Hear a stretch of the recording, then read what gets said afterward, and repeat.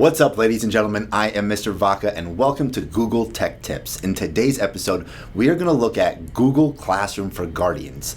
Google Classroom is a free web service made by Google for public schools. Google Classroom makes it easy for students and instructors to connect both inside and outside of the classroom. It also allows guardians to see your child's progress in the classroom. As a guardian, you'll receive an email from your teacher giving you access to your child's Google Classroom account. Once you've registered and accepted that invitation through this email, you will receive either weekly or daily summaries as an email on your child's progress. You can choose the frequency of the emails to be sent either weekly or daily in the settings inside the classroom.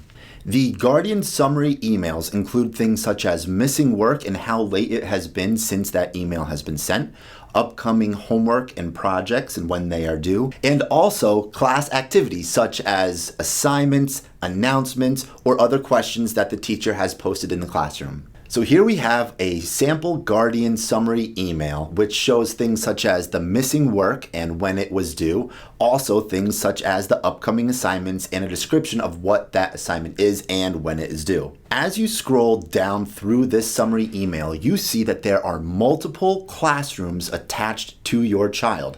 Each classroom is a subject or a class that your child attends. So you will see here that you have a history section and the assignments and missing work for history, but you also will have down here a math section for their math class. So depending on how many teachers are using Google Classroom in your child's schedule of classes, you'll be able to see every single teacher that is using Classroom in your summary, whether it's weekly or daily. Thank you guys again so much for watching. If you have any questions about Google Classrooms for Guardians, or you have any other subjects about Google Classroom that you would like me to cover, please leave a comment down below. Thank you guys again, and I'll catch y'all next time.